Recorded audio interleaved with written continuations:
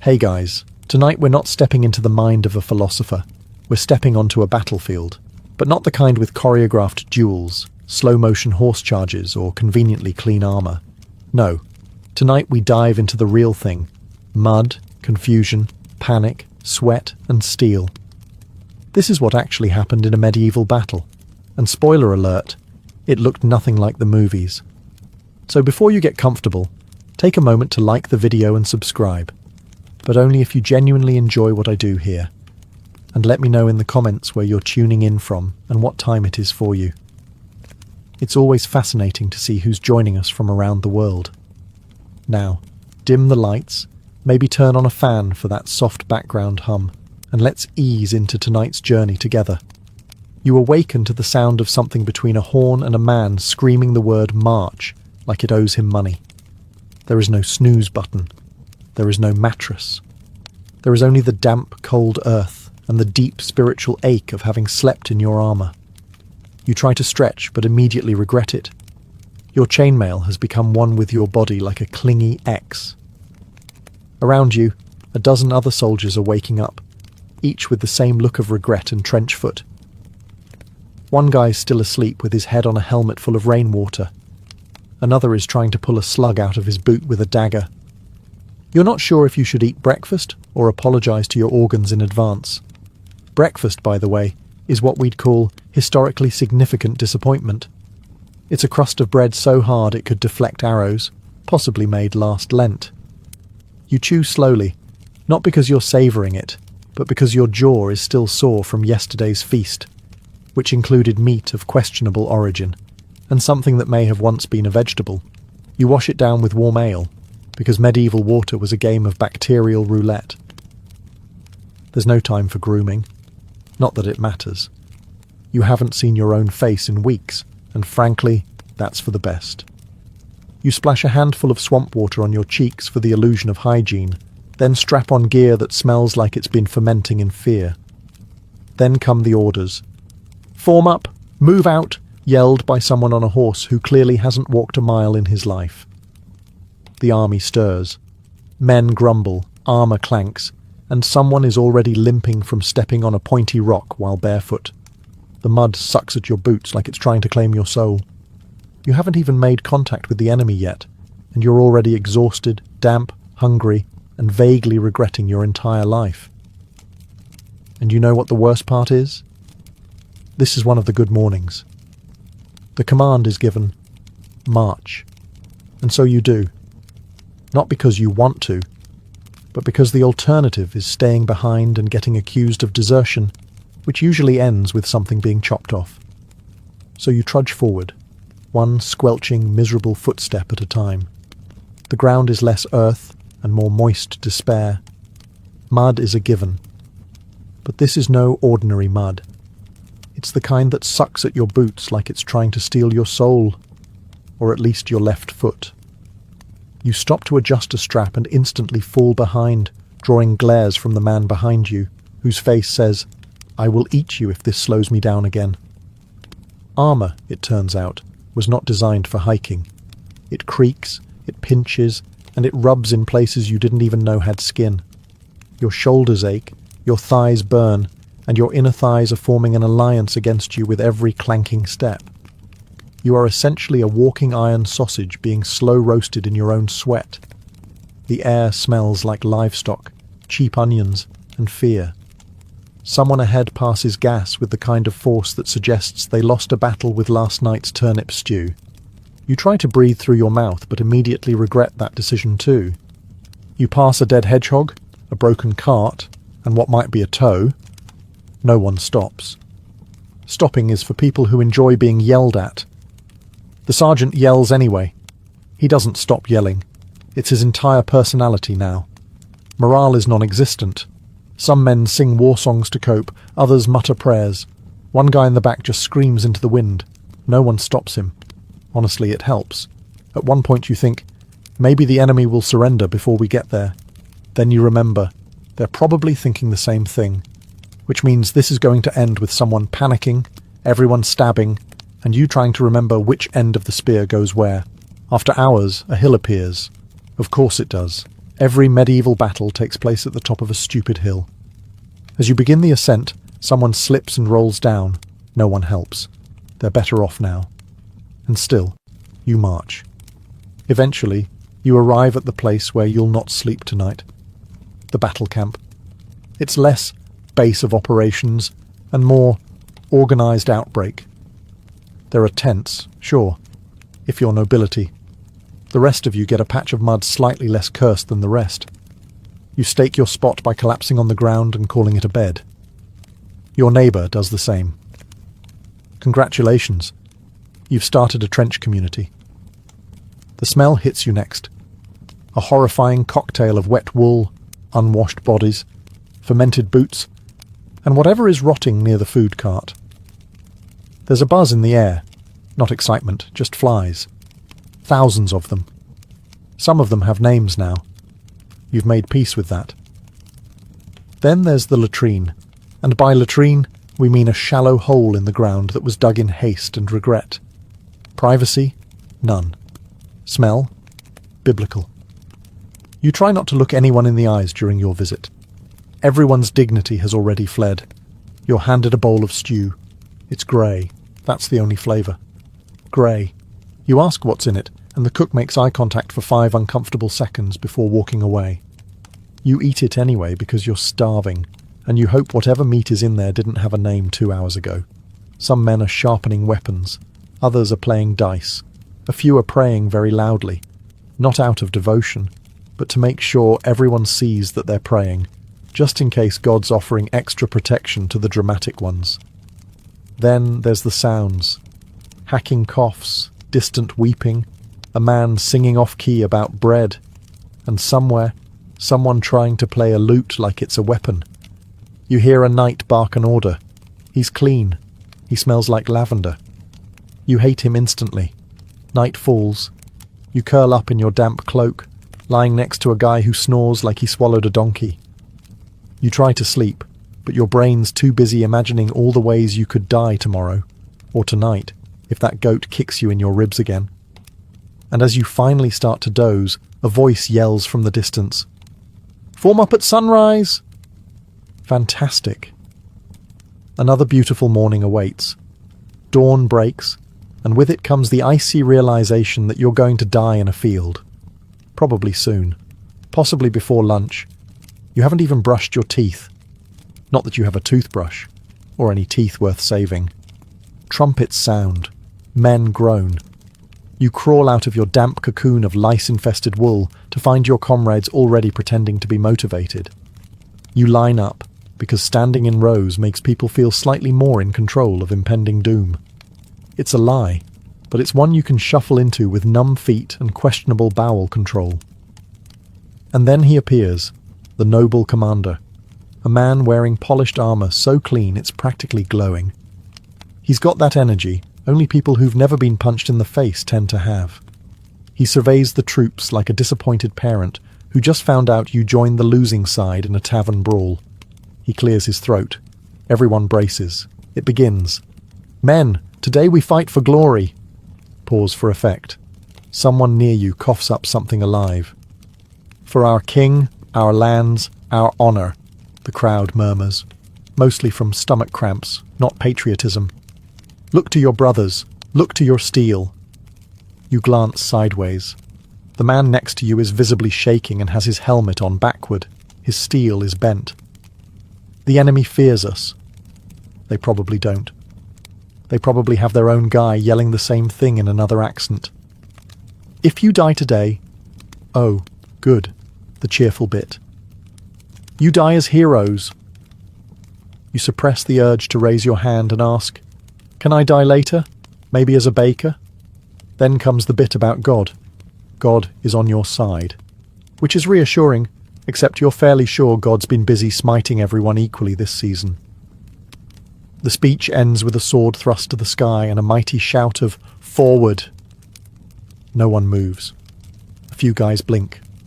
One guy sneezes. The shouting continues until someone finally shuffles forward and the rest reluctantly follow. Not out of conviction, mind you. Mostly because standing still means the commander might single you out for a volunteer job. And you've heard what happened to the last volunteer. Thus ends the pep talk. You are now spiritually prepared to panic with a purpose. So now it's time to form ranks, a noble phrase conjuring images of precision, discipline and strategy. What you actually get: a very confused clump of people vaguely facing the same direction, half of whom are still trying to put on their helmets. Some are holding weapons they just picked up 5 minutes ago. One guy is gripping a pitchfork. You're pretty sure he's just here by accident. Your sergeant, who was probably a pig farmer 3 years ago, starts barking numbers. No one knows what they mean, but everyone nods as if they understand. "Front line shield wall," he screams. "Second line pikes forward." You do as instructed, even though the guy in front of you has his shield upside down and is using it to itch his back. To your left is a guy with a spear twice his height who keeps poking people unintentionally. To your right is a man humming a battle hymn that may or may not just be Greensleeves with different lyrics. Directly behind you is someone breathing like he's been practicing dramatic dying noises in advance. You suspect he might not even be wounded. Just ready. The cavalry is off to one side, horses pawing the ground dramatically, knights sitting tall and pristine in full plate armour that cost more than your entire village. They look majestic. You, meanwhile, are standing in borrowed boots and chainmail that smells like someone died in it. Probably because someone did. There's a sudden order to move forward and tighten the line. This is easier said than done when every second man is stepping on someone else's foot and the mud is threatening to swallow small soldiers whole. Your feet slide. Someone elbows you. Your shield is backwards now, and you don't have the emotional energy to fix it. Then comes the drumbeat. A slow, ominous thud that tells everyone it's about to start. Men start whispering prayers. One man starts quietly sobbing. You pretend not to notice, mostly because you're busy making your own peace with mortality. You take a deep breath, raise your weapon, and try not to pass out. This is it. You're ready. Well, as ready as anyone in a crooked line of terrified peasants can be. Just when the formation starts looking somewhat believable, meaning no one is actively walking in the wrong direction, the sky betrays you. It begins with a sound, a soft, distant whoosh that becomes a collective whisper of doom. Then the shouting starts. "Shields up!" You scramble to obey, though someone nearby is still trying to figure out which end of the shield is up. A moment later, the sky darkens, not with clouds, but with hundreds of tiny death sticks launched from the enemy's side with alarming enthusiasm. And then they fall. The arrows rain down with all the mercy of an angry god having a very bad day. The man 2 rows ahead of you drops instantly, an arrow sticking out of his shoulder like a forgotten quill. Someone screams. Someone else curses in Latin. Or maybe he was just sneezing. It's hard to tell through the panic. Here's what the movies don't show. Arrows don't glide gracefully into targets like ballerinas with sharp toes. They thud, crack, stick, and occasionally bounce off armour before embedding themselves in things not meant to be pierced, like feet, thighs, and whatever counts as emotional stability. You try to shrink behind your shield, which suddenly feels far too small and alarmingly homemade. An arrow clatters off it with a metallic clang, and you immediately decide that this shield is now your best friend. You mentally name it Gerald. You whisper promises to Gerald that if you survive, you'll never talk badly about its lopsided shape again. To your left, someone is cursing the archers. To your right, someone is being cursed, mostly because he forgot to duck. Behind you, a man is yelling that he's hit, though you strongly suspect he's just trying to get out of what's coming next. Then the second volley comes. At this point, any illusion of calm has evaporated. Veterans crouch low and mumble mantras. New recruits cry openly. One guy just lies down and pretends to be dead. Not a terrible strategy, honestly. Eventually the sky clears. You're alive. Gerald did good. But now the real horror begins. Close combat. Which means it's time to get very sweaty. very loud and probably stabbed. There's no countdown, no dramatic drum roll, no theatrical charge like in the songs. One moment you're trembling in your half-formed line, and the next, all hell breaks loose. It starts with a surge. Your side moves forward, not so much with courage as with the reluctant momentum of men who know they'll be trampled if they hesitate. Someone ahead of you yells something inspiring, promptly trips and gets stepped on. You don't stop to help, not because you're cruel, but because you're fairly certain you'll join him if you do. And then you hit, literally. There's a collision. You slam into another human being like a sack of potatoes colliding with a sack of potatoes wearing sharp objects. Forget fancy swordplay. This is not a dance. This is a meat blender. You swing your weapon, maybe a sword, maybe an axe, maybe just a glorified kitchen tool. You don't aim. You don't have time. You flail. You hear metal crash against metal, wood shatter, men grunt, and someone nearby repeatedly yelling like it's a war chant. The fighting is close. Intimate, really. You are now deeply aware of the smell of the enemy. Sweat, fear, and onions. There is no such thing as personal space. There is only panic. At one point, you stab downward and hope it wasn't your own foot. Your helmet fogs up. You can't see. You can't breathe. Someone's shoulder slams into your ribs, and you both stumble sideways, gasping. There's blood on your gauntlet. Not yours, probably. Could be. Doesn't matter. A man swings at your head. You duck out of reflex. He hits someone else. You exchange a brief glance, half apology, half shrug. There's no time for blame, only surviving. You try to remember your training, but it mostly consisted of swing hard and don't die. So you keep swinging, occasionally hitting, mostly missing. Every now and then, someone falls. Sometimes they scream. Sometimes they go quiet instantly. You try not to look. This isn't a movie. This is a bar fight at the world's worst tavern with 500 angry men and no one to break it up. And it's just getting started. If you thought medieval battle would sound like the elegant clash of swords and heroic trumpets, you are breathtakingly mistaken. It sounds more like a livestock market colliding with a blacksmith shop during an earthquake. The first thing you notice is the screaming. It's constant, not just from the wounded, though there are plenty of those, but from the living. Men yell to psych themselves up. They yell because they've been stabbed. They yell because someone stepped on their foot, or because they forgot whose side they're on and are now swinging wildly at anything that moves, including a bush.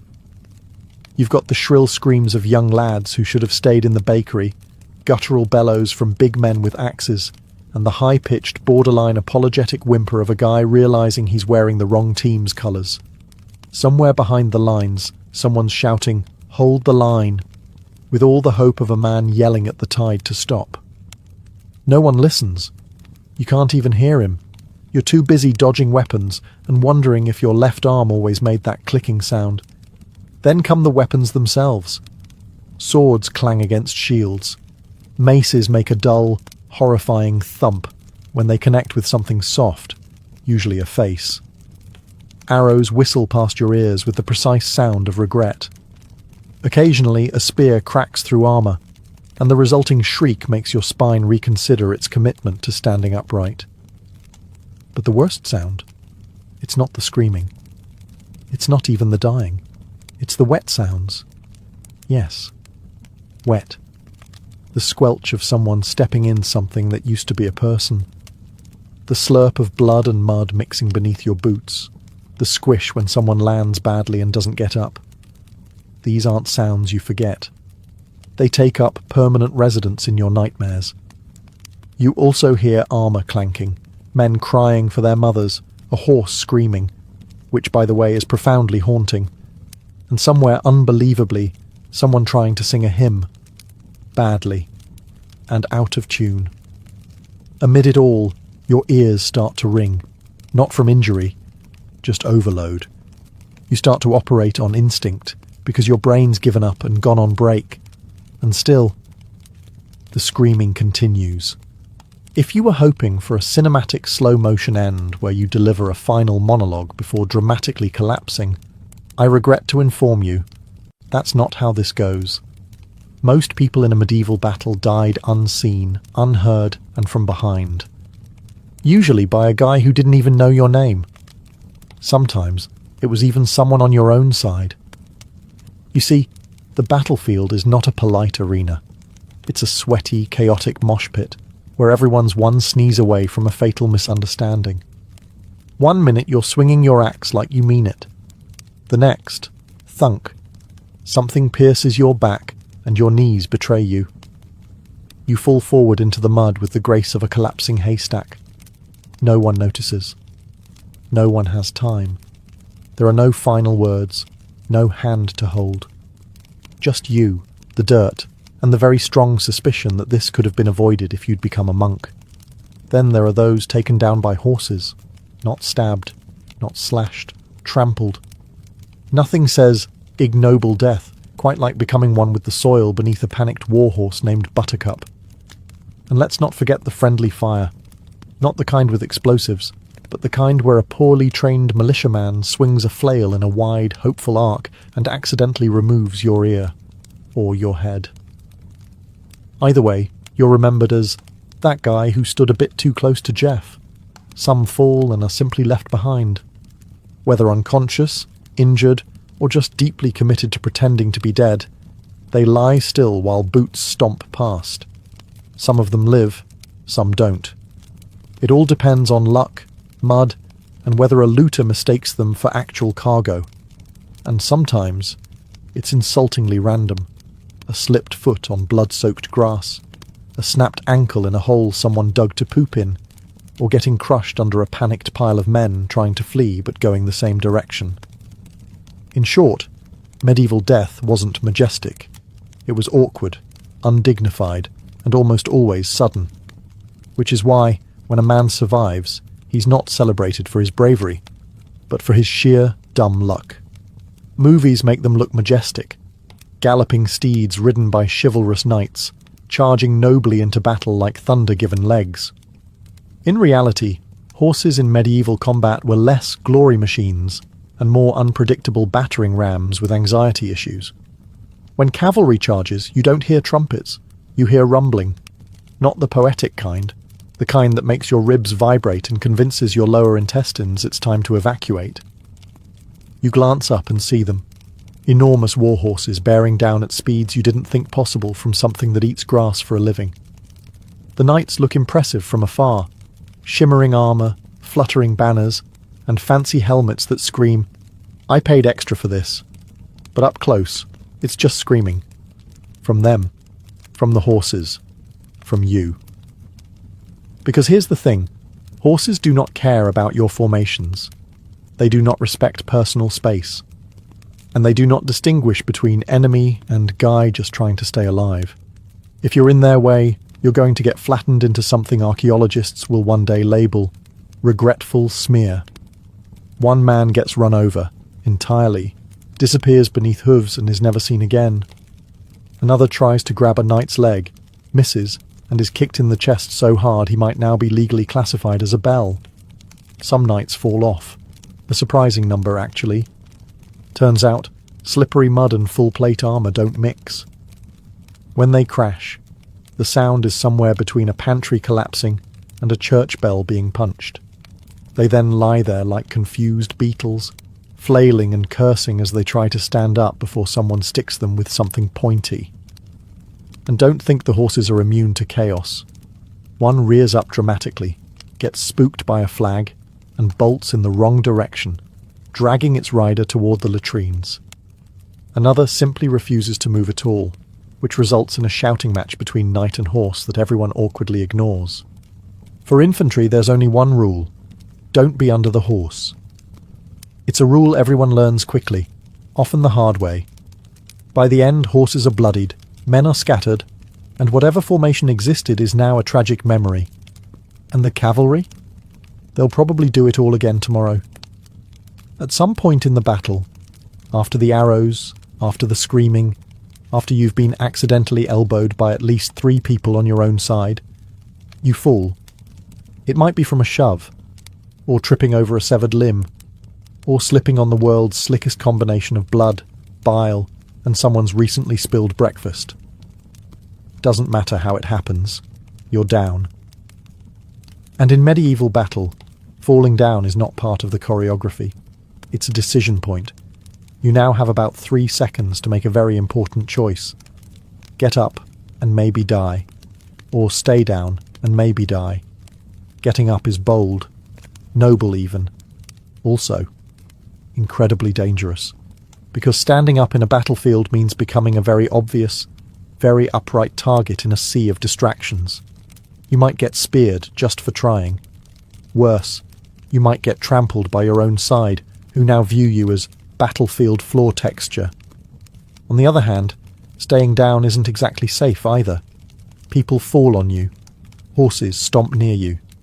Looters occasionally poke the bodies to see if they're dead or just trying really hard. And if someone figures out you're faking, they might get annoyed and fix the situation permanently. Still, many choose the dead possum method. Lie still, breathe shallow, and pray nobody steps on your spine. You listen to the chaos swirl around you. Steel hitting steel, men crying out, the unmistakable wet splat of something ending poorly nearby. A man drops next to you. He doesn't move. You try not to look. And sometimes, it works. You survive by being the battlefield's most committed plank. Eventually the fight moves on. The noise fades, and you're still breathing. Victory, kind of. The problem is getting back up. Because now you're covered in grime, blood, unclear whos, and the subtle shame of surviving via corpse impersonation. When you do rise, assuming you're not part of a new human pile, you look around, dazed, bent, and smelling like a haunted boot. No one cheers, no one notices. You're just another body that didn't stay down, which, by medieval standards, makes you one of the lucky ones. The battle is over. You're not quite sure how it ended. There was no dramatic banner raised, no villainous general shouting "Retreat!" as trumpets blared. One moment it was chaos, the next, fewer screams, less clanging, more groaning. That's how you know it's done. The noise shifts from aggressive to exhausted. You look around, blinking through blood, hopefully not yours, and sweat. The field is littered with bodies, weapons, and the occasional boot that somehow separated from its owner and is now resting politely atop a rock. It's quiet, unsettlingly so.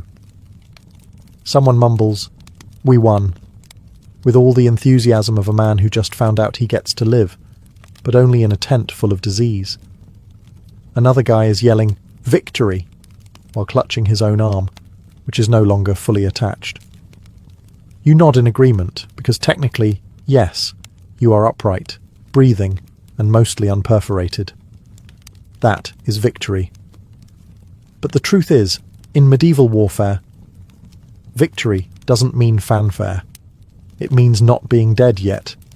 It means dragging your bruised, aching carcass back across the field to the camp, past fallen friends and former enemies, all of whom share the same expression. Really. This is how it ends? There's no celebration, no feast. You might get half a jug of warm ale and some bread that's more weapon than food. A priest mutters prayers over the fallen. A few men search corpses for anything useful. One guy finds a decent pair of boots and declares the day a triumph. Your commander, somehow still clean, makes a speech about bravery and honour. You can't hear it. Your ears are still ringing, and your brain is busy focusing on more important things, like not collapsing. You think about the men who didn't make it.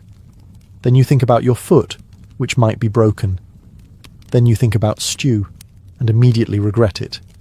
But you're alive. Filthy, traumatized, possibly concussed, but alive. Which, in medieval terms, is what they call a resounding success.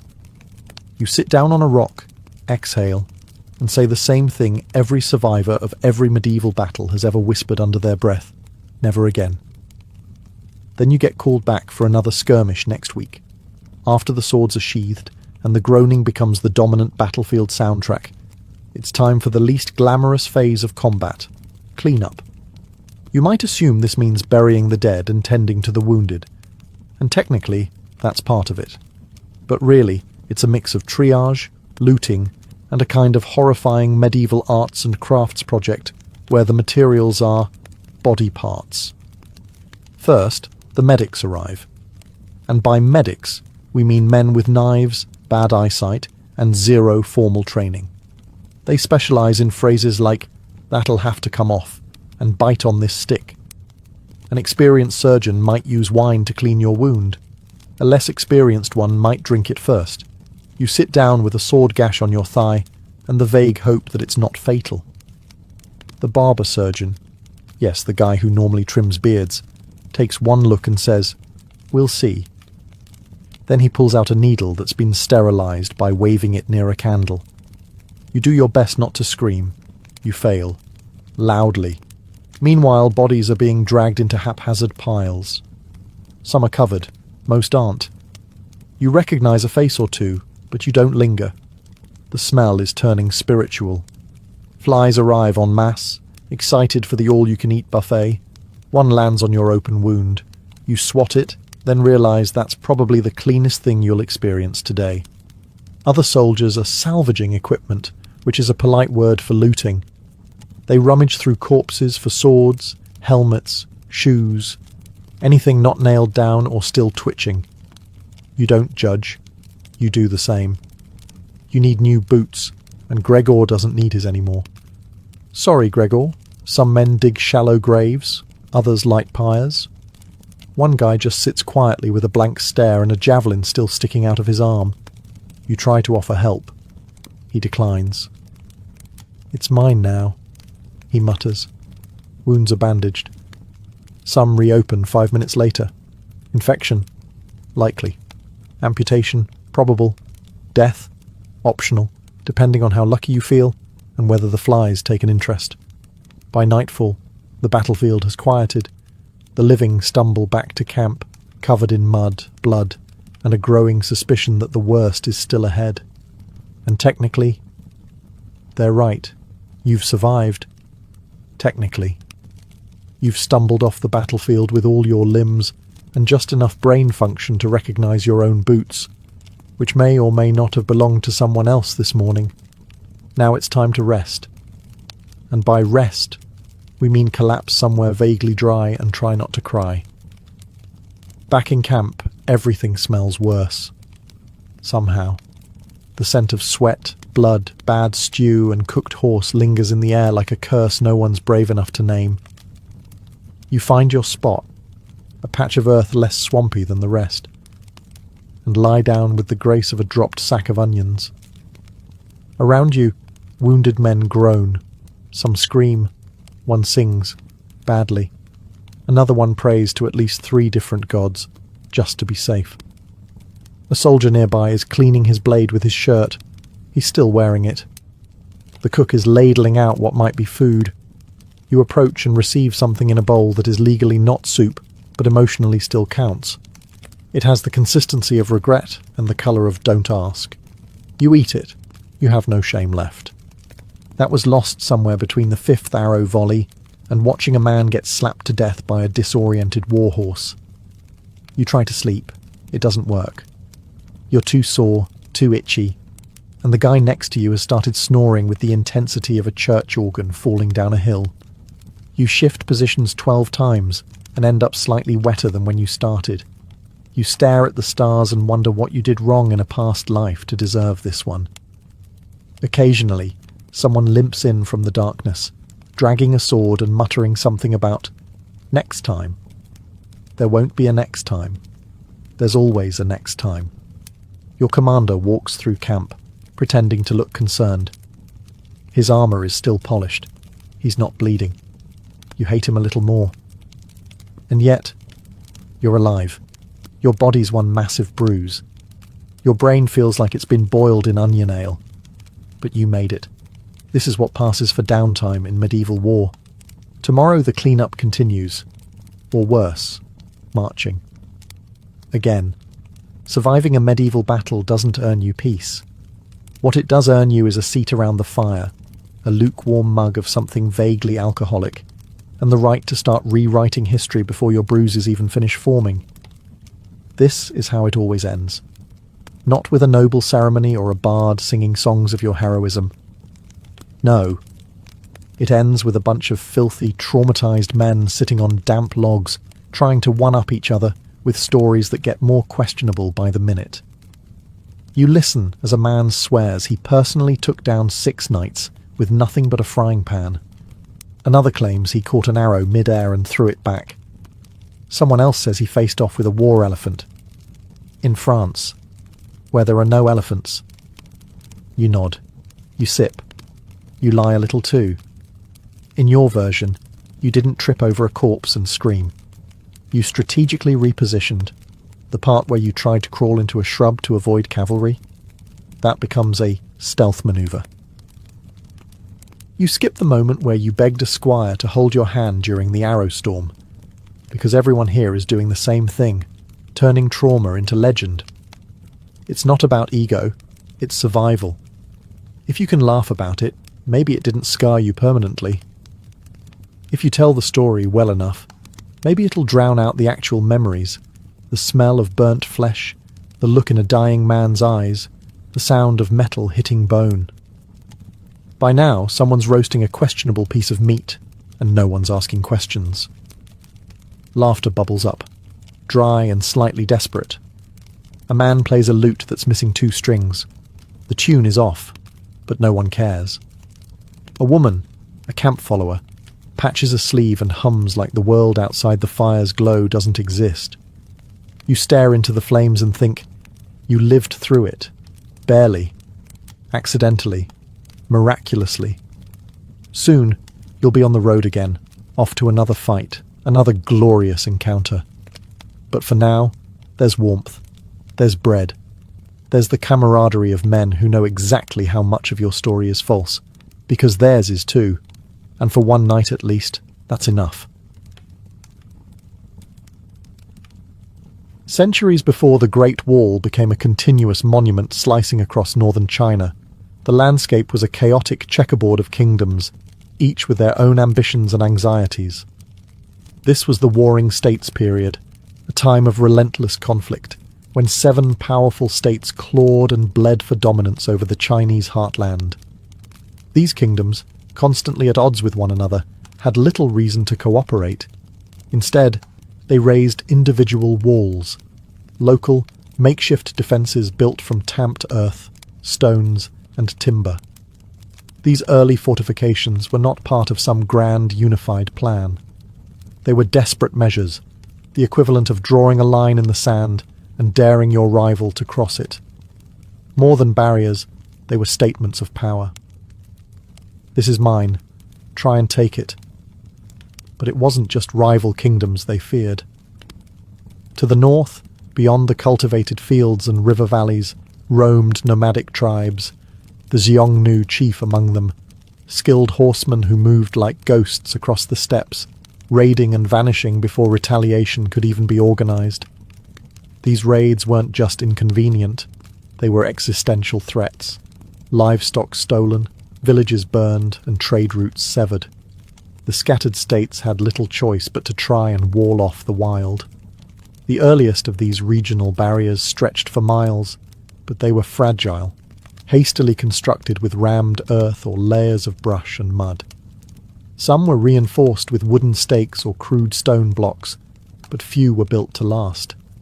What they lacked in permanence, they made up for in manpower. Tens of thousands of peasants, conscripts and prisoners were thrown into the grueling work, often with no choice and no rest. These isolated walls were often poorly maintained, crumbling in the face of time and weather. Still, they represented the beginning of an idea, that China's northern frontier could be tamed not through negotiation or diplomacy, but through sheer will and wall building. No single king envisioned the Great Wall as we know it today. That dream of unification, of a singular barrier stretching across the spine of China, would come later, with the rise of an emperor who craved not just power, but eternity in stone. And so, amid dust and blood, the groundwork was laid, not for a wall, but for a legend. In 221 BCE, after centuries of chaos, a single man did what no one before him had: unite all of China. His name was Qin Shi Huang, the first emperor of the Qin dynasty, and he didn't just want to rule, he wanted to redefine the landscape itself. Where others saw a fractured region stitched together by war, he saw the beginnings of an empire. And to protect it, he needed something colossal. One of his first decrees as emperor was to link and expand the existing regional walls built during the Warring States period. These individual barriers, some already decaying, others barely more than glorified trenches, would be joined into a single massive defence network to keep the nomadic Xiongnu and other northern tribes at bay. But this was no repair job. It was an engineering campaign of imperial scale. Qin's vision was not just about military defence, it was about power, unity, and control. A continuous wall symbolised not just the edge of civilization, but the edge of his personal authority. To build it, he conscripted hundreds of thousands, soldiers, peasants, prisoners, and scholars who had run afoul of the regime. Many were worked to death in remote mountain passes or scorching deserts. The wall earned a grim nickname among the people, the longest cemetery on earth. And yet, the sheer scale of the project was unlike anything the world had seen. The materials were brutal and basic, rammed earth packed layer by layer between wooden frames. Workers stomped it down with their feet or pounded it using logs. Where stone was available, it was hauled by brute strength. Tools were primitive, the terrain was merciless, but Qin Shi Huang was relentless. He didn't just build a wall, he built roads, standardized weights and measures, even unified the written script. In his mind, all of it, the roads, the rules, the walls, were part of one project, to create order from chaos and leave behind an empire that would last forever. The original Qin wall may not have looked like the iconic stone structures we picture today, but it was the foundation. It was the beginning of a boundary that would rise, fall, and rise again, through dynasty after dynasty. And next, it would pass into the hands of the Han. After the death of Qin Shi Huang and the swift collapse of the Qin dynasty, many of his sweeping reforms were rolled back. But not the wall. The Han dynasty, 206 BCE, 220 CE, which rose in the Qin's wake, recognized the same eternal truth. China's northern border was never truly secure. And so, rather than abandon the project, the Han emperors doubled down, expanding, strengthening, and redefining the Great Wall. Under Emperor Wu of Han, in particular, the wall wasn't just a military barrier, it became the backbone of imperial strategy. The Han launched massive campaigns to push back the Xiongnu, those same nomadic horsemen who had terrorized the north for generations. In doing so, they extended the wall farther than ever before, into regions that would eventually serve as arteries of trade and movement for centuries. The Han didn't just rebuild the Qin walls, they adapted them. Instead of relying solely on rammed earth, they incorporated bricks, stones, and more sophisticated fortifications where the terrain allowed. Watchtowers were added at intervals, allowing soldiers to spot raiding parties from afar, and light signal fires, an early warning system that let news of an attack travel hundreds of miles in a matter of hours. More than a military tool, the Han Wall became a logistical network. Garrison posts, signal towers, and supply depots turned the wall into a functional military road. Troops could move quickly, supplies could be relayed efficiently, and messages could travel with blazing speed by beacon or runner. The Great Wall had become more than a line. It was now a living system of defence. Life along the Han Wall was harsh but not forgotten. The Empire stationed thousands of soldiers and settlers in remote forts, creating a frontier society where families, merchants and outposts clung to imperial protection. Over time, these lonely stations became small communities, and in their shadows, cultures met. Han Chinese and nomadic tribes trading, mingling, and occasionally clashing in these dusty crossroads. By the end of the Han era, the wall had transformed into something new, not just a line of defence, but a symbol of imperial presence in the vast northern reaches. And yet, even the mighty Han could not hold the line forever. Next came chaos, collapse, and eventually a new dynasty with a bold new style of wall building.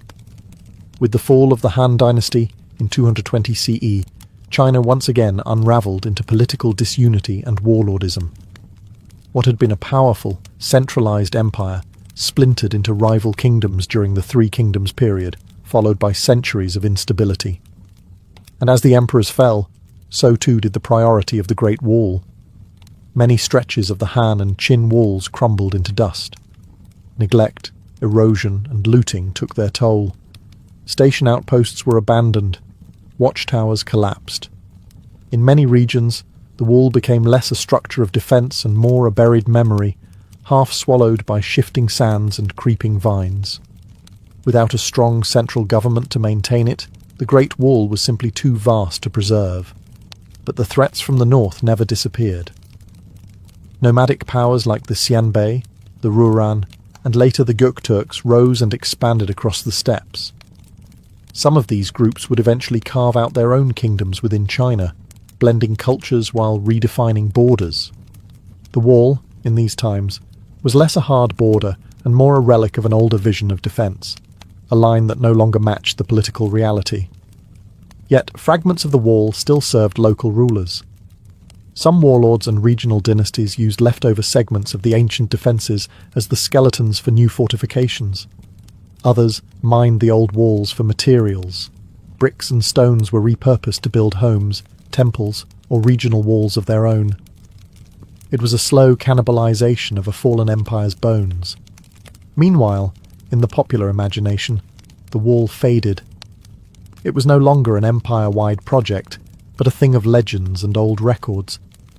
Chinese poets wrote of distant battlegrounds and border fortresses, painting the northern frontier as a cold, bitter place where men went to die and were seldom remembered. Still, even in this time of decay, the idea of the wall remained powerful. It lingered as a symbol of what China had once been and what it could be again. A dream of unity, strength, and clarity in the face of chaos. And that dream would stir once more when a new dynasty, born from military conquest and fueled by ambition, rose from the ashes, the Ming. But first, centuries more would pass. By the time the Ming dynasty came to power in 1368, China had seen centuries of invasion, collapse, and foreign rule. The trauma of the Yuan dynasty, ruled by the Mongols, was still fresh. The Mongol armies had thundered through the north and controlled China for nearly a century. When the Ming overthrew them, it wasn't just a political victory, it was a cultural reckoning. And with that came an urgent priority. Never again. The Ming emperors saw the need for a fortified northern barrier, not as symbolic, but as utterly practical. And unlike the earthen ramparts of the Qin or the decentralized garrisons of the Han, the Ming wall would be something different entirely: stone, brick, and firepower. Construction began in earnest during the late 1400s and ramped up in the 1500s, particularly under the direction of generals like Qi Jiguang, who saw the wall not only as defense against nomadic Mongol raids, but as a means of projecting Ming control. This was a dynasty that wanted permanence, and it showed. They built with quarried stone and kiln-fired bricks. The ramparts were reinforced, drainage systems were added, watchtowers rose at regular intervals, and beacons were installed to send up smoke signals in daylight and flames at night. This was the version of the Great Wall that most people picture today. Massive, winding, iconic. It stretched across mountains, snaked through desert plains, and clung to cliffs like a ribbon of armour. Some parts were as wide as a modern highway. Others rose as high as a 3-story building, and all of it was meant to last. But the wall was more than just military hardware. Along its length, the Ming dynasty built garrison towns, supply depots, and troop housing, creating a parallel society of soldiers, farmers, and administrators, who lived and worked in its shadow. The wall wasn't just a line between China and the barbarians, it was a lifeline for the soldiers who defended it and the empire that depended on it. Still, the Ming wall wasn't impenetrable. The nomads adapted. Raiders found weak points. Corruption spread among guards. And when the Manchus came, they didn't charge through the wall, they were let in. But before that fall, the Ming had done the impossible. They turned a myth into stone and made the Great Wall truly great. Behind the grandeur of battlements and parapets, the Great Wall was also a place of grit, monotony, and survival. For the thousands of men stationed along its vast length during the Ming dynasty, life wasn't heroic. It was harsh, cold, and often forgotten by the empire they swore to protect. Soldiers lived in fortified barracks and garrison towns scattered along the wall's spine. These weren't elite troops in polished armour. They were conscripted farmers, criminals, and peasants. Men who traded their freedom or futures for a bowl of rice, a pair of boots, and a crude bed behind stone walls. Some served voluntarily, seeking pay or honour. Others were sent as punishment, exiled to the frontier where winter bit and boredom settled like frost. Each day began with routine: patrols, drills, maintaining the wall, hauling supplies. The wall itself constantly needed care.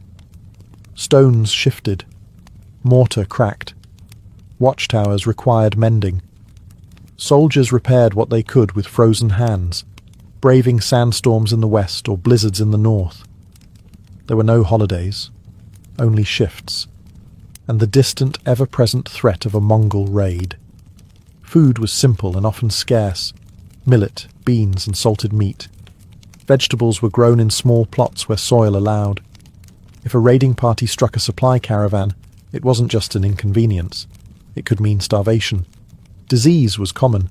Morale was low. Desertion, despite the punishment of execution, wasn't unheard of. But life wasn't all bleak. Families often accompanied soldiers, creating small, insular communities along the wall. Children were born in its shadow. Merchants travelled between garrisons, trading wine, cloth, and gossip. Some posts even saw cultural blending as nomadic groups and Han settlers intermingled, through trade, marriage, or uneasy peace. Then there were the beacon keepers, stationed at isolated towers far from any garrison. Their job, to watch the horizon. A column of smoke by day, a fire by night. That was the signal. Fast, simple, and terrifying. These men lived alone or in pairs, surrounded by nothing but silence and sky. To live on the Great Wall was to exist between worlds, between empire and wilderness, between myth and reality. These were the invisible lives that kept the wall standing. Not emperors, not generals, just ordinary people with calloused hands and cold feet. And yet, for all their effort, the wall could not hold forever. For centuries, the Great Wall stood as the ultimate symbol of Chinese strength, unyielding stone against shifting sands, empire against the unknown. But walls, no matter how high or thick, are only as strong as the people guarding them. And in the 1600s, that strength cracked, not from an outside charge, but from within. By the late Ming dynasty, corruption had spread like rot through the imperial system. Troop salaries were delayed or stolen. Supplies vanished before reaching garrisons. The once disciplined soldiers manning the wall were now underpaid, underfed, and overworked. Morale plummeted. Many garrisons turned to smuggling and local trade to survive, often working with the very steppe nomads they were supposed to repel. It was in this weakened state that the Ming faced their greatest threat yet, the Manchus, a rising power from the northeast. Unlike earlier nomadic tribes, the Manchus were organized, politically savvy, and just as determined to rule as any Chinese dynasty. They didn't need to storm the wall with fire and fury. All they needed was an open gate. That gate came in 1644, when a Ming general named Wu Sangui made a decision that would change history. Faced with a peasant rebellion that had already seized Beijing, and with his own forces outmatched, Wu opened the Shanhai Pass, one of the most critical entries through the wall, to the Manchu army. He hoped they would help suppress the rebellion. Instead, they took the capital and founded a new dynasty, the Qing. In one stroke, the Great Wall's entire purpose collapsed. It had not been conquered. It had been bypassed, betrayed by those it was meant to protect. The wall could not defend against shifting loyalties, desperation, or political convenience. Under the Qing, the Great Wall faded from strategic importance. The empire expanded deep into the north, pushing past the barrier that once marked the edge of civilization. The wall was no longer a frontier. It was a relic, a memory of a different world.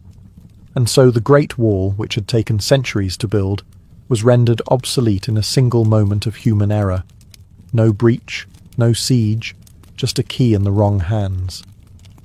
But legends rarely die so easily. After the Manchus took power and the Qing dynasty expanded China's borders well beyond the wall, the once mighty fortification began to fade, not with a crash, but with a whisper. It was no longer a military necessity. Trade routes bypassed it. New fortresses were built deeper into the frontier. The Great Wall, that colossal symbol of imperial resolve, simply became irrelevant. Without purpose, maintenance ceased. The garrisons emptied. Watchtowers were left to crumble. Local villagers scavenged its bricks to build homes, wells, and pig pens. In some places, entire stretches were dismantled stone by stone, not out of malice, but practicality. Why quarry new material when the old wall sat unused? In deserts, sand slowly swallowed sections of it. In the mountains, roots split stones apart. Rains washed away mortar. Centuries of storms, earthquakes, and time turned once grand battlements into lopsided ridges and forgotten humps on the horizon. Travellers and poets still spoke of its grandeur, but few cared to visit. For most of the Qing dynasty, the wall was a monument to a bygone age, respected, but rarely maintained. It wasn't until the 19th and early 20th centuries, as China struggled with foreign invasion, civil war, and modernization, that the wall began to re-emerge in the national consciousness. Foreigners, especially European explorers and scholars, started to arrive with wide eyes and notebooks. They romanticized it. They marveled at it. Some even misunderstood it, believing the entire structure had been built by one emperor or that it was visible from the moon. By the time the People's Republic of China was established in 1949, the wall had become more than stone. It was a symbol of Chinese identity, endurance, and ingenuity. Mao Zedong famously said, "He who has not climbed the Great Wall is not a true man," turning it from a ruin into a patriotic rite of passage. In the late 20th century, restoration projects began, particularly near Beijing. Tourists flocked to sites like Badaling, where the wall was reconstructed to its Ming glory. Other sections, wild, broken, and authentic, remained untouched, slowly succumbing to nature. From forgotten ruin to global icon, the Great Wall had completed a strange journey. No longer a barrier of defense, it had become a bridge to the past, a reminder of what people can build when driven by fear, ambition, and dreams that stretch across centuries. The Great Wall of China is one of the most recognized structures on Earth, yet much of what people know about it is wrapped in myth and exaggeration. Contrary to popular belief, it's not a single wall, but a network of fortifications built by different dynasties over 2,000 years, stretching through mountains, deserts, and plains. It doesn't form an unbroken line, and, no, it's not visible from the moon. But the truth, far more fascinating. The wall is less about stone and mortar, and more about memory and metaphor. It represents a civilization's long struggle to define itself, not just against outsiders, but against the chaos within. It tells a story of emperors obsessed with order, of peasants forced into backbreaking labor, of generals whose legacy was measured not in victories, but in feat of construction. It's the product of ambition so great it left a scar visible from the sky.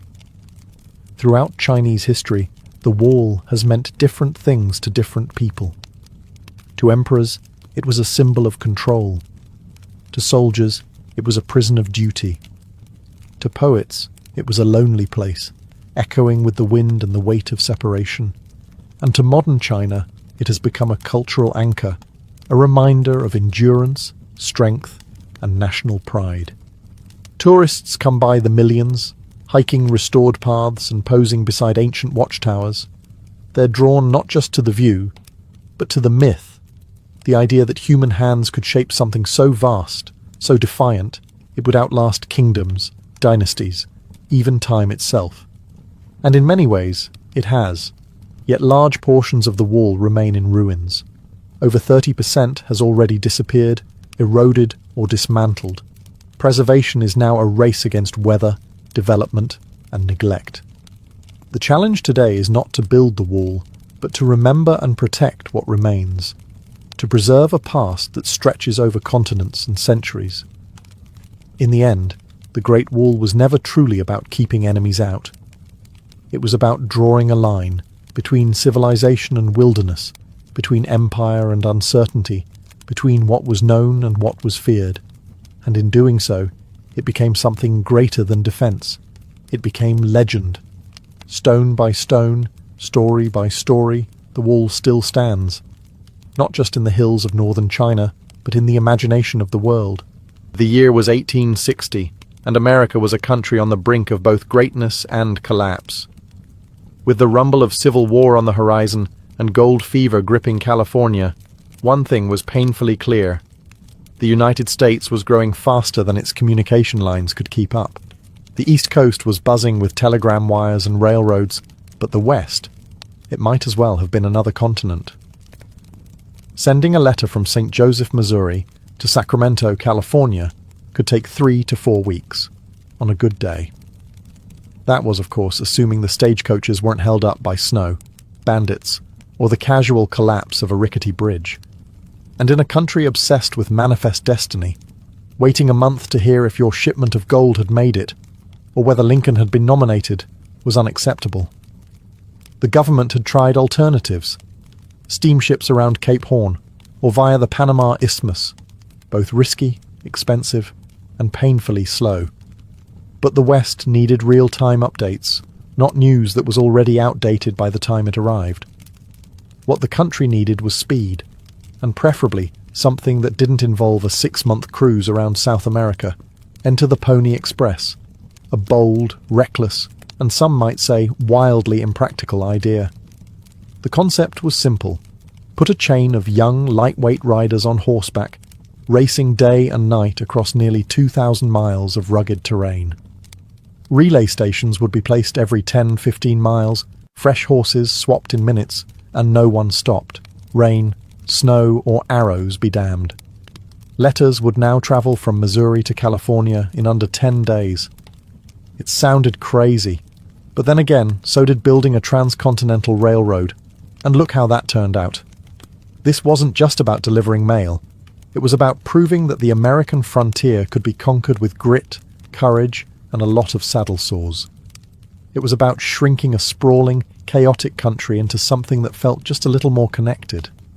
And at the centre of it all stood a ragtag team of businessmen, teenage riders, and weary station masters, about to make history on horseback. But as fast as it rose, the Pony Express would soon find itself racing against something it couldn't outrun, the speed of light itself. The brains behind the Pony Express weren't wild cowboys or government officials. They were businessmen, ruthless, ambitious, and maybe a little desperate. William H. Russell, Alexander Majors, and William B. Waddell were already knee-deep in the overland freight business. They ran supply lines to army posts across the West, hauling everything from barrels of flour to military cannons through Indian Territory and barren plains. But contracts were drying up, and the economy was shaky. So they did what all great capitalists do when cornered. They gambled. Their new plan? Launch the fastest mail service in American history and land a juicy government deal to make it profitable. They called it the Central Overland California and Pikes Peak Express Company, which, let's be honest, doesn't exactly roll off the tongue. The newspapers and public quickly gave it a more thrilling name, the Pony Express. This wasn't just a logistical venture, it was an all-out sprint across hell. The route stretched nearly 2,000 miles from St. Joseph, Missouri to Sacramento, California, cutting through the unforgiving heart of the American wilderness. There were mountain passes in the Rockies that swallowed wagon trains whole, and deserts in Nevada where horses could collapse within hours. Yet Russell and Company were convinced they could make it work. They built over 150 relay stations, hired about 80 riders, and bought 400 of the toughest, fastest ponies money could buy. Their first goal was symbolic: deliver Lincoln's inaugural address to California in record time. The plan was a PR stunt, but also a challenge to the telegraph and the stagecoach, two giants of 19th century communication. They launched the inaugural ride on April 3rd, 1860. A crowd gathered in St. Joseph to watch the first rider bolt out of town with a mail pouch slung over his saddle. Cheers erupted. A legend was born. Behind the scenes, the company was hemorrhaging money. Stations had to be manned, horses fed, riders paid, and equipment constantly replaced. But no one cared about the books. Yet. All eyes were on the trail. Could this audacious experiment actually work? What followed wasn't just fast. It was a blur of courage, chaos, and wild improvisation. Riders raced through blizzards, dodged ambushes, and sometimes crossed rivers still frozen over. They weren't just carrying mail. They were carrying the promise of a united country. And for a brief, shining moment, it worked. The Pony Express had one major requirement for its riders. They had to be young, really young. Ideally, orphans. That way, if they died on the trail, no one would complain too loudly. Charming, right? The typical rider was between 14 and 20 years old, weighing no more than 125 pounds. The lighter the boy, the faster the horse. Ads famously called for skinny, wiry fellows, not over 18, orphans preferred. It was part job offer, part dare, and the ones who answered were a special breed, reckless, stubborn, and wired for speed. Among the most legendary was William Buffalo Bill Cody, who would later become a Wild West icon. Though there's debate about how much he actually rode for the Express, the image of a teenage Cody charging through hostile territory with nothing but a revolver and a mail pouch helped fuel the mythos. Then there was Pony Bob Haslam, who completed one of the longest and most dangerous rides in Express history. 120 miles through Paiute territory, with fresh arrows sticking out of his shoulder. These weren't just delivery boys. They were adrenaline junkies. Riders galloped through sleet and sandstorms, often riding day and night with little rest. They carried a mochila, a saddlebag designed to be easily tossed between horses, which held the sacred cargo, about 20 pounds of letters, tightly packed and sealed in oilskin to protect against the elements. Every second mattered. Riders changed horses roughly every 10 to 15 miles, pausing only long enough to throw the mochila over a fresh saddle and gulp some water. Each rider would cover 75 to 100 miles in a single stretch, then collapse at a home station for food and rest. And then they'd do it all over again. Dangers lurked at every turn. Bandits, wild animals, river crossings, and attacks by hostile groups defending their lands from intrusion. The Express didn't carry weapons of war, but every rider had a revolver, a knife, and a lot of nerve. They rode alone through the night, often with no company except for the sound of hooves and the wind. Despite the danger, the Pony Express rarely failed to deliver. The mail got through, almost always. And in those fleeting 18 months, these teenage daredevils became legends, living, breathing symbols of American tenacity. While the riders got the glory, it was the network of relay stations, about 157 of them, that made the Pony Express work. Without them, there would have been no heroic dashes, no 10-day record times, and certainly no letters reaching Sacramento unscathed. These stations were the unsung heroes, scattered roughly every 10 to 15 miles across deserts, plains, and mountain passes like tiny islands of civilization in an ocean of wilderness. There were two main types: relay stations and home stations. Relay stations were simple affairs, bare-bones structures where a rider would swap out their exhausted horse for a fresh one. The exchange was a pit stop in the purest sense, often completed in under 2 minutes. Picture it, a kid barely old enough to vote, galloping in at full speed, flinging the mochila onto a waiting saddle, and bolting off again in a cloud of dust. Home stations were spaced about every 75 to 100 miles and served as the rider's resting point. Here, the young men could eat, sleep, and attempt to recover before heading out again. These were often operated by station keepers and their families, living in isolated cabins or sod houses with little more than a fireplace and a sense of duty. Mail delivery depended on them. A missed horse, a closed gate, or a sleepy attendant could cause hours of delay, and that was unacceptable. Life at these stations wasn't glamorous. Supplies were scarce. Stations in the high desert or deep plains had to fend off raids, survive brutal winters, and deal with wildlife ranging from rattlesnakes to wolves. Station keepers often lived with a rifle within arm's reach and slept with one eye open. And yet, the system worked, most of the time. Horses were strategically placed. Riders followed strict timetables. Each station served as a heartbeat in the grand circulatory system of the Pony Express. Miss a beat, and the whole organism suffered. But when it all clicked, it was magic. Messages that once took weeks suddenly arrived in 9 or 10 days. A letter sent from New York could pass through dozens of hands, hundreds of hooves, and across a continent's worth of peril, and still arrive ahead of schedule.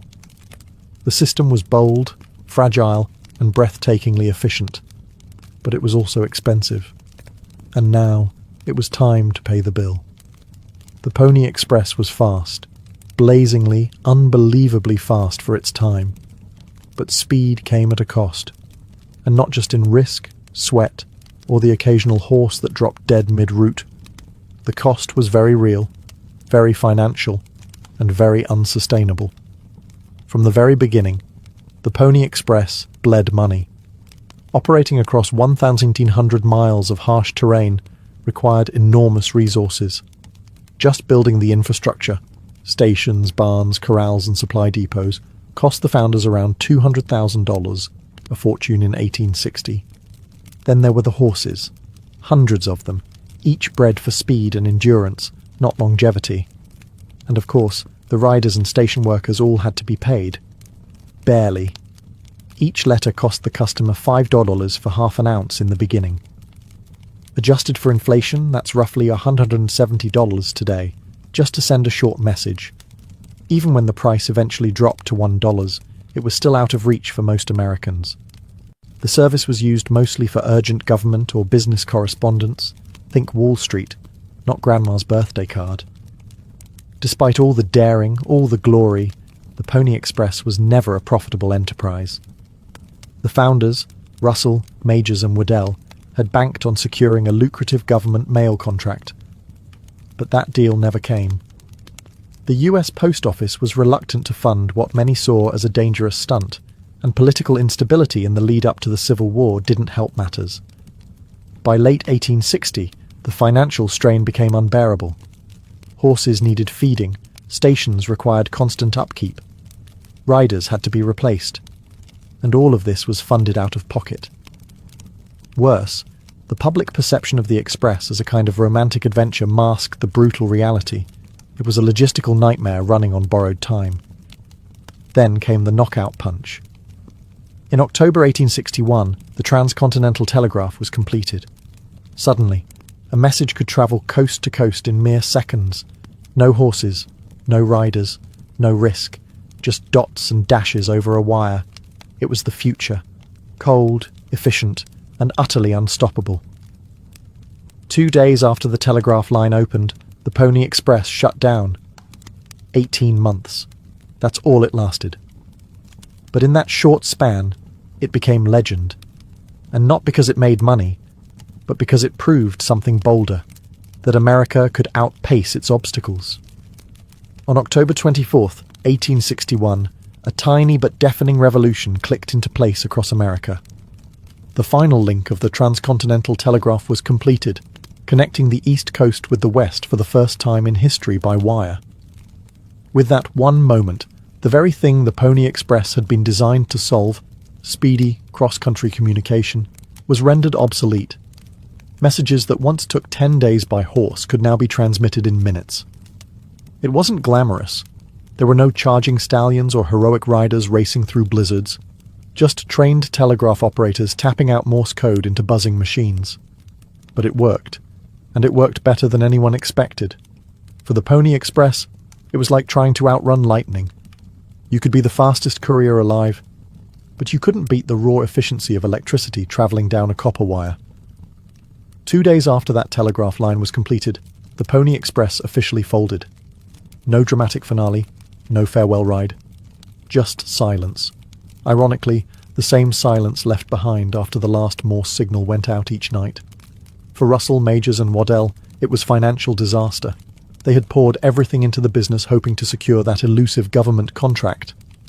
But the government, now enamoured with the telegraph, saw little use for a horse-based mail system.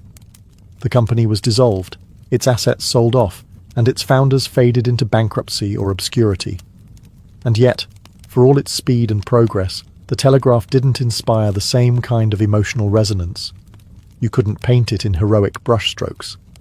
There were no ballads about clicking dots and dashes. The Pony Express, despite its failure, had the better story. Its riders became legends. Their exploits were retold in dime novels, stage plays, and eventually Western films. Even Buffalo Bill, whose actual involvement with the Express was likely exaggerated, built an entire career on the back of that legend, touring the world as a symbol of Wild West courage. So while the telegraph won the race, the Pony Express won the myth. It represented a final gasp of old-world adventure, before America truly became wired, mechanized and modern. Though the Pony Express galloped into history in just 18 months, its legend would outlive its brief lifespan by more than a century. Almost immediately after its shutdown, writers, journalists and showmen began turning it into myth, a romantic tale of danger, speed, and rugged American spirit. The truth was already impressive. But truth wasn't enough. The public wanted something larger than life. So stories began to stretch.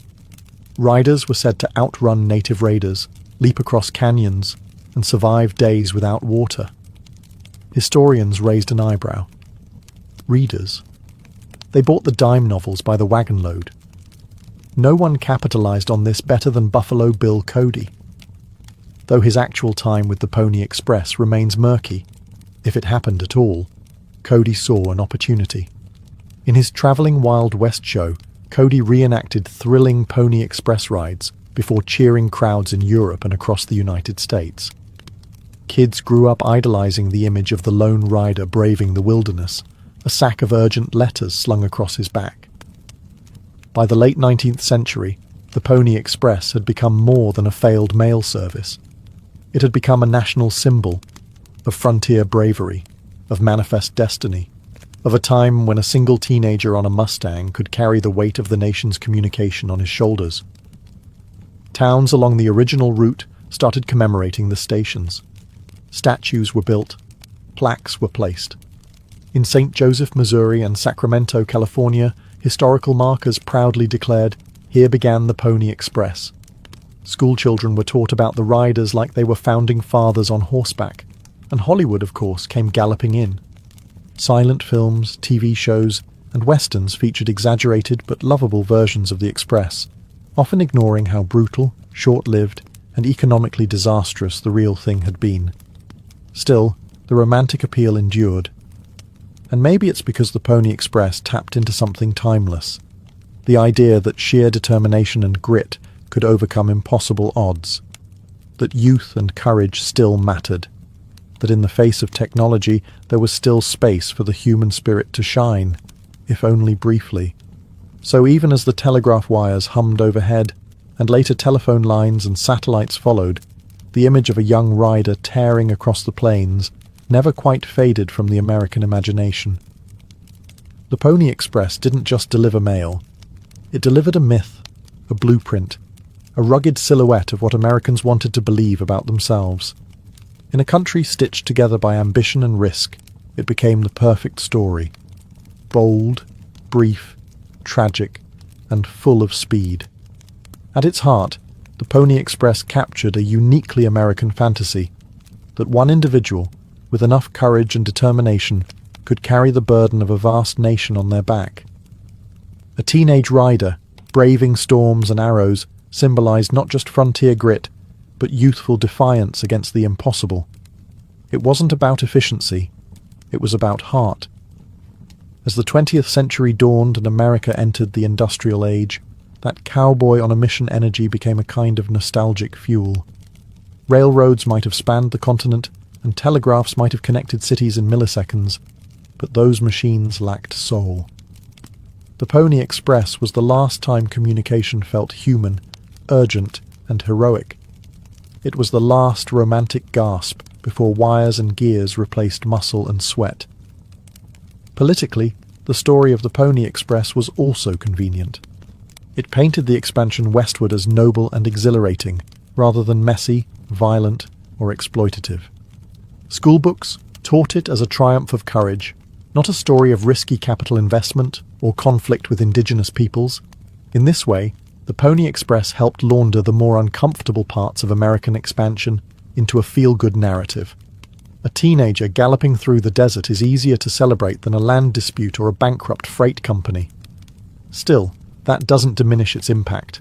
It proved that the West could be connected, that distance could be conquered. And even though the Express failed financially, it helped pave the way, literally and figuratively, for the infrastructure that would follow: the telegraph, the railroad, the transcontinental highway. In a way, the Express was America's awkward teenage phase: bold ideas, clumsy execution, high ideals, and a few broken bones along the way. It was a short-lived miracle that set the stage for something bigger. And even now, when modern communication happens with a tap, there's still something stirring about a lone horseman galloping into the unknown, because somewhere, buried deep in the dust, is the reminder that progress once came on 4 legs and raw nerve. On October 26, 1861, just 2 days after the transcontinental telegraph line went live, the last Pony Express rider galloped into Sacramento.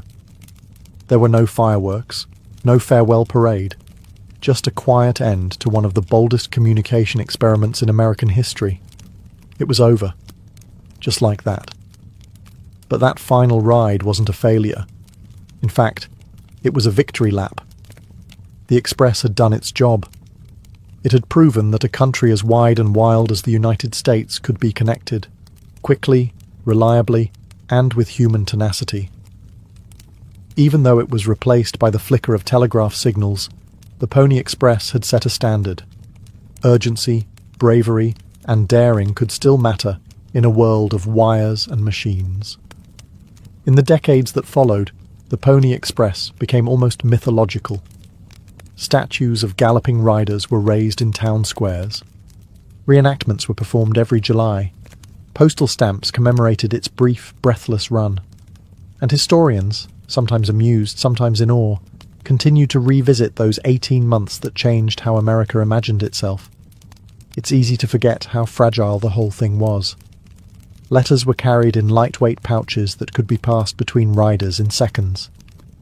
Horses were trained to run full tilt over cliffs, rivers and mountains. Riders were barely old enough to grow a beard. There were ambushes, stampedes, and snowstorms. And still, against all odds, most of the mail made it on time. The Express also left behind something more subtle, a template for how Americans would view risk and reward.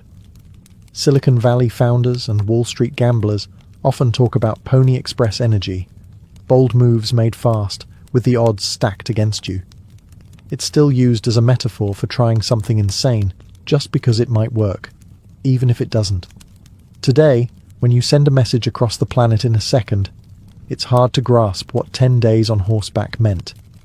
But that's the point. The Pony Express isn't remembered because it lasted. It's remembered because it tried. For one brief, shining moment, a bunch of kids on horseback outran the world. And though they were eventually passed by the telegraph, the telephone and the internet, they did what few ventures ever do. They made history, and then they became legend. And that more than speed is what made the Pony Express unforgettable. Before the violin found its place beneath the chins of concertmasters and soloists, before it filled opera houses and sonatas with aching emotion, it lived many lives under many names. Its story begins not in Italy, but far earlier, in the vast, wind-swept grasslands of Central Asia.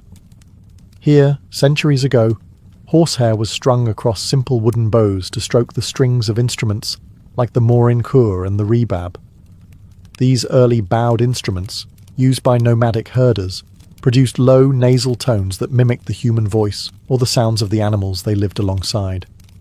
The idea was revolutionary, using friction rather than plucking or striking to sustain a note. It was the birth of an expressive technique that would echo across cultures. As trade routes flourished, these instruments moved westward, along the Silk Road, through Persia, into the Arab world, and eventually into southern Europe. The rebab, in particular, was carried into Moorish Spain during the 8th and 9th centuries, where it mingled with local traditions. Meanwhile, the Byzantine Empire developed the lyra, another bowed instrument that would later influence Eastern European designs. Each culture added something, a different tuning, a new shape, an extra string. These instruments didn't evolve in a straight line. They branched like a family tree. In medieval Europe, the rebab gave rise to the viol and the fiddle, boxy, bowed instruments held against the chest or tucked under the chin. These were the tools of wandering minstrels and church musicians, playing simple melodies in taverns, streets, and courtly halls. Their sound was raw but intimate, their construction basic but clever. The bow had arrived, and with it, a new way of thinking about music, not as a sequence of short notes, but as a flowing, continuous voice. But these early fiddles were still crude compared to what was to come.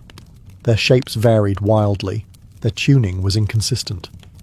There was no standard form, no refined soundboard, no fingerboard optimized for agility. Still, in their wavering tones and handmade quirks, the violin's soul was beginning to stir. The concept was there. The desire for something more agile, more emotional, more human. It was just waiting for the right hands, in the right place, at the right time. As the Middle Ages gave way to the Renaissance, Europe found itself awash in new ideas about art, science, and music. Among cathedrals and courts, a quiet transformation was taking place. The rough-hewn fiddles and viols of earlier centuries were being refined, not only in appearance, but in purpose.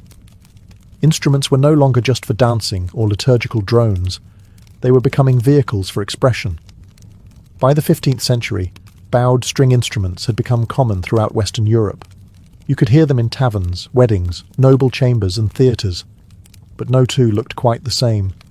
The viol often had 5 strings, and its shape varied wildly from maker to maker.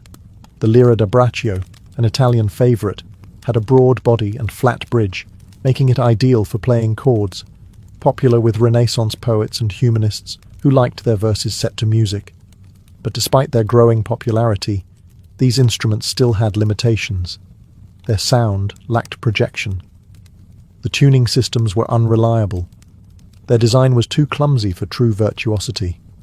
Musicians and composers began asking for more flexibility, more range, more clarity, more responsiveness. Something that could sing like a voice, yet dance like a flute. At the same time, a quiet revolution was happening in instrument-making craftsmanship. Artisans across Italy and Germany were experimenting with curved wood, new varnishes, and more precise carving tools. They weren't just shaping wood, they were shaping resonance. Luthiers began to understand that the shape and thickness of the wood dramatically affected the sound it produced. Thinner tops vibrated better, rounded backs projected further, arched bridges allowed for individual string playing. Musical tastes were evolving too. Composers began writing more intricate parts for bowed instruments. The demand wasn't just for rhythm or harmony, it was for melody, for something lyrical and soloistic.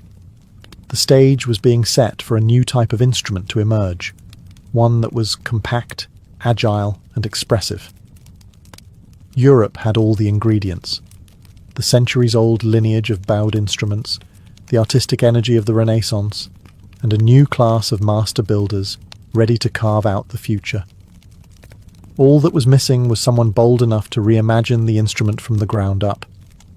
And in the small Italian town of Cremona, that someone was about to pick up a chisel.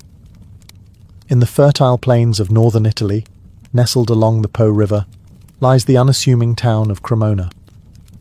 During the 16th century, it was neither a capital nor a military power, but it was home to something else entirely: craftsmanship at its finest. This was a place where guilds of builders, artisans, and instrument makers turned wood into miracles. And it was here that the violin, as we recognize it today, was truly born. At the center of this quiet revolution stood Andrea Amati, a master luthier whose innovations would define an entire family of instruments. Building on the lira da braccio and other Renaissance fiddles, Amati streamlined the body shape, refined the arched top and back, and standardized the proportions. His creations weren't experiments, they were templates. He introduced the F-shaped sound holes, which allowed better sound projection and helped stabilize the structure. His instruments were smaller, lighter, and more responsive than anything before. And importantly, he tuned them in perfect fifths, a tuning system that gave the violin its uniquely vocal and agile range. By the mid-1500s, Amati's violins were being commissioned by royalty, including King Charles the Fiend of France, who ordered a set of 24 instruments for his court. These weren't just musical tools, they were status symbols, hand-painted and gilded, blending engineering and visual art. Cremona quickly became the epicenter of violin-making excellence. Other families followed the Amati tradition, most notably the Guarneri and Stradivari dynasties. They didn't just copy Amati, they refined, stretched, and deepened his vision. The violins coming out of Cremona were no longer anonymous workshop items, they were signed works of genius, each with its own tone and soul. Why Cremona? Some say it was the quality of the maple and spruce available nearby. Others point to the climate, perfect for drying wood slowly and evenly. Still others credit the tight-knit guild culture, where techniques were passed down through apprenticeships and secrets, never written, always spoken. Whatever the reason, Cremona became to violins what Florence was to painting, a birthplace of brilliance. From these narrow cobblestone streets, an instrument emerged that could whisper or weep, leap or lament, an instrument that would go on to shape centuries of music across Europe and beyond. By the early 17th century, the violin had outgrown its birthplace. No longer confined to the luthier's shops of Cremona, it began to travel, from court to court, chapel to chapel, and across the borders of Renaissance Europe. And with each journey, it gained power, prestige, and purpose. Italy, of course, remained the heart of violin culture. Composers like Claudio Monteverdi were among the first to feature the violin in formal compositions. In Monteverdi's Orfeo, 1607, widely considered the first great opera, violins were used not just for accompaniment, but to express mood, emotion, and divine grandeur. The instrument was no longer a rustic fiddler's tool. It was a theatrical voice, capable of seduction, sorrow, and triumph. Soon, Italian violinists and instrument makers carried their craft abroad. They moved to Germany, Austria, and France, where royal courts were eager to embrace the latest musical fashions. The violin became a fixture in chamber ensembles, prized for its clarity and brilliance. In Paris, the royal court of Louis XIV adopted it enthusiastically. The Sun King even had an official 24-member violin band, the Les 24 Violons du Roi, a powerful endorsement of the instrument's rising status. Meanwhile, Germany and Austria began developing their own schools of violin playing and construction. Makers like Jakob Steiner gave the instrument a broader, deeper body, favouring a warmer tone over the sharp brilliance of the Italian designs. Violinists such as Heinrich Bieber pushed the instrument's technical boundaries writing demanding solo works filled with ornamentation and emotional complexity. Churches, too, embraced the violin. It accompanied choirs, filled stone cathedrals with soaring melodies, and took part in sacred oratorios. No longer considered too sensual or secular, it was now accepted into the highest realms of spiritual music. By the end of the 17th century, the violin had become more than a curiosity. It was essential to composers, to performers, and to audiences. It was equally at home in a smoky tavern, a royal ball, or a candlelit cathedral. And it wasn't done yet. Next came the golden age of violin making, and the rise of a name that would become synonymous with perfection: Antonio Stradivari. If Andrea Amati gave birth to the violin, Antonio Stradivari perfected it. Born in Cremona in 1644, Stradivari was trained in the tradition of the Amati workshop, but he quickly moved beyond imitation. What he created in the late 17th and early 18th centuries would become the gold standard, not just of violins, but of musical craftsmanship itself. Stradivari's instruments weren't merely beautiful, they were transcendent. With a keen eye for wood selection, subtle asymmetry in shaping, and a still mysterious varnish that added depth both visually and sonically, Stradivari violins possessed a tone that was clear, powerful, and hauntingly warm. They could project to the back of a concert hall, yet whisper intimately to a single listener. Stradivari built over 1,000 instruments in his lifetime: violins, violas, cellos, and even guitars. About 650 survive today, each one named like royalty: the Messiah, the Soil, the Lady Blunt. Many are still played by the world's greatest soloists. Even centuries later, their sound remains unmatched. Some scientists have tried to unlock the Stradivarius secret by scanning the wood, analysing the varnish, or modelling the acoustics. But the truth is, no one can fully replicate what he did. What made his work so exceptional? Part of it was the wood. Slow-growing alpine spruce for the top plate, and flamed maple for the back, aged to near perfection.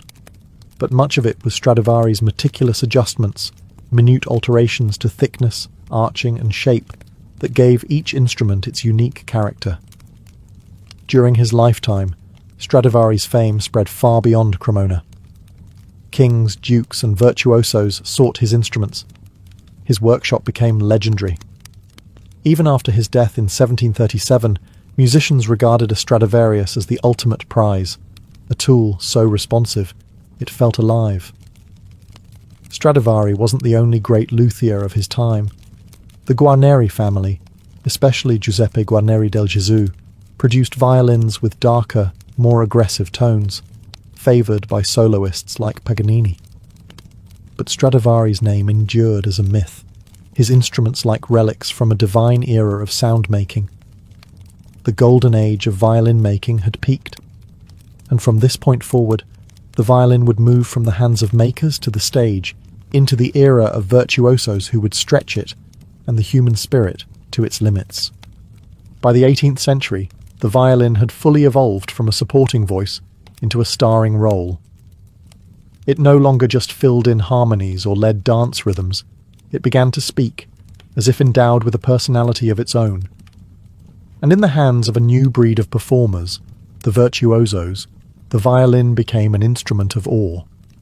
One of the earliest stars was Arcangelo Corelli, whose elegant and expressive sonatas helped define the violin's role in Baroque music. He wasn't a flashy showman, but his playing was admired for its grace and control. His compositions laid the groundwork for generations of violinists, emphasizing phrasing, tone, and structure. Then came Antonio Vivaldi, the Red Priest of Venice. A fiery composer and performer, Vivaldi wrote over 230 violin concertos, most famously The Four Seasons. These pieces weren't just music, they were theatrical experiences, filled with imitations of birdsong, thunderstorms, and pastoral dances. Vivaldi showed the world that the violin could not only sing, it could tell stories. As musical taste shifted toward the classical era, the violin remained at the forefront. Composers like Mozart and Beethoven wrote violin sonatas and concertos that demanded nuance, speed, and deep emotional intelligence. The violinist was no longer just a technician. They had to be a storyteller and a dancer, moving with the orchestra and breathing life into every phrase. But it was in the early 19th century that the idea of the violinist as a mythic figure reached its peak, thanks to Niccolò Paganini. With his gaunt appearance, supernatural stage presence, and seemingly impossible technique, Paganini was more than a musician. He was a phenomenon. Audiences whispered that he had made a deal with the devil. His fingers flew across the strings in dizzying displays of double stops, harmonics, and left-hand pizzicato. His 24 caprices for solo violin remain a towering Everest for modern players. Paganini changed everything. After him, violin playing would never be the same. He elevated the instrument's celebrity and ushered in an age where soloists were as revered as kings. With every bow stroke, the violin was no longer just an instrument. It was a voice, sometimes divine, sometimes demonic, always unforgettable. As the violin grew in power and prestige through the 18th and 19th centuries, it also became the cornerstone of the orchestra. Once a companion to singers and lutes, the violin now led the charge. Melodic, expressive, and versatile, it became the instrument composers relied on to carry their grandest ideas. The transformation began with the Baroque orchestra, where strings already formed the foundation. Violin sections, first and second, emerged to provide harmony and melody. Composers like Bach and Handel gave the violin prominent roles in their concertos and orchestral suites, but it was still part of an ensemble identity. There were no massive string sections yet, just tight, intimate groups. Then came the classical era, and everything expanded. Composers such as Haydn and Mozart shaped the modern symphony, and the violin took centre stage. Haydn, often called the father of the symphony, built rich, balanced orchestral textures with violins as the melodic engine. Mozart went further, giving violins delicate, soaring lines and treating them with tenderness and agility. In his symphonies, the violin could be playful, tragic, or divine, all within a few measures. But it was Beethoven who truly transformed the orchestra. He expanded its size, deepened its emotional range, and placed unprecedented demands on every section, especially the strings. The first violins often carried the primary themes, while the second violins played crucial harmonic and rhythmic roles. No longer background players, they were now the narrators of symphonic drama. By the Romantic era, orchestras had ballooned in size, and the violin was king. Brahms, Tchaikovsky, Dvorak, and others gave the violin lush melodies and heroic passages, both in symphonies and concertos. The orchestral violinist had to master nuance, endurance, and ensemble coordination, all while keeping up with rapidly evolving musical complexity. Conductors too began relying on the concertmaster, the lead violinist, not just to lead the section but to bridge the gap between conductor and orchestra.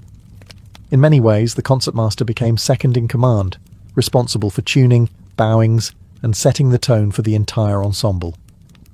From chamber groups to 100-piece orchestras, the violin had woven itself into the very DNA of Western art music. It wasn't just an instrument anymore, it was the voice of the symphony itself.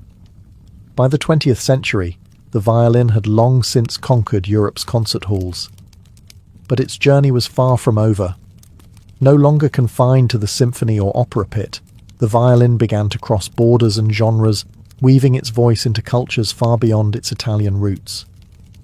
In Eastern Europe, the violin had already taken on a vibrant, expressive role in Romani, gypsy music, long before it was ever featured in Tchaikovsky or Brahms. In Romani hands, the violin danced, cried, and dazzled with virtuosic flourishes and heartbreaking melodies. It became a voice of resistance and celebration, passed down through oral tradition, not conservatory instruction. Across the Atlantic, the violin transformed again into the fiddle. In American folk, Appalachian, and bluegrass music, the violin shed its aristocratic clothing and put on worn boots. It became a communal instrument, leading barn dances, storytelling through reels and jigs. Its style changed too. Quick, rhythmic bowing, open tunings, and spontaneous improvisation took centre stage. In India, the violin found an entirely new identity. Adapted into Carnatic and Hindustani classical music, it was played seated, resting on the floor, the scroll angled toward the player's ankle. Indian violinists mastered microtones, slides, and ornamentations foreign to Western ears, yet perfectly suited to raga and tala. The instrument had crossed a cultural bridge and become something uniquely Indian. Meanwhile, in Latin America, the violin flourished in mariachi bands and folk ensembles. In Argentina, it danced alongside the bandoneon in the smoky world of tango.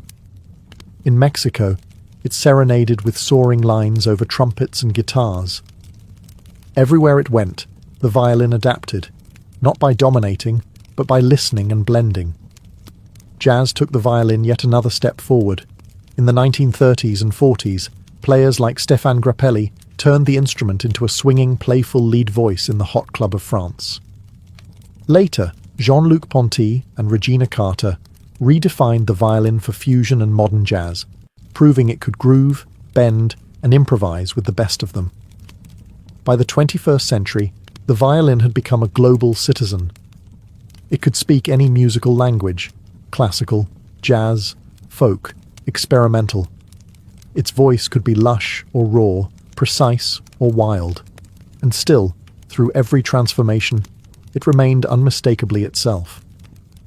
In today's world, the violin stands at a fascinating crossroads, a timeless instrument in a rapidly changing age. It still holds its throne in orchestras, concert halls, and conservatories, yet it also thrives in genres and places the old masters could never have imagined. Its voice, haunting, human, endlessly adaptable, continues to echo across continents and cultures. In classical music, the violin remains essential. Young prodigies dazzle on global stages, playing concertos written centuries ago with fresh emotion and technical brilliance. International competitions like the Queen Elizabeth or the Menuhin launch careers and keep the classical tradition alive and fiercely competitive. But there's a shift happening. More players are challenging tradition, pushing the boundaries of what the violin can be. Contemporary composers are writing for the violin in new ways, using extended techniques, electronics, loops, and non-Western tunings. The violin isn't just singing anymore. It's scratching, whispering, shrieking, tapping.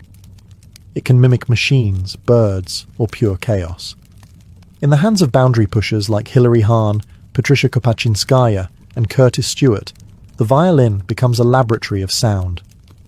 Meanwhile, technology is reshaping how we interact with the instrument. Electric violins, once a novelty, are now common in pop, rock, and experimental music. Artists like Lindsey Stirling blend choreography, EDM, and cinematic themes into viral violin performances that reach millions online. It's a reminder that the instrument's appeal isn't just sonic, it's visual, emotional, personal. Education, too, is evolving. With YouTube tutorials, online masterclasses, and digital sheet music, the violin is more accessible than ever. A student in Nairobi or Lima can learn from a Juilliard professor with the tap of a screen. But alongside this democratization comes a challenge: how to preserve depth and discipline in a world obsessed with speed. Still, through all the noise, the violin endures. Why? Because it is, and always has been, an extension of the human voice. It cries like we do. It sings like we wish we could. And whether it's played on a creaky stage, a subway platform, or in front of 10 million subscribers, the violin still has the power to stop time, if only for a moment. Delicate yet defiant, ancient yet evolving, the violin isn't just an instrument, it's a storyteller, and its story is still being written.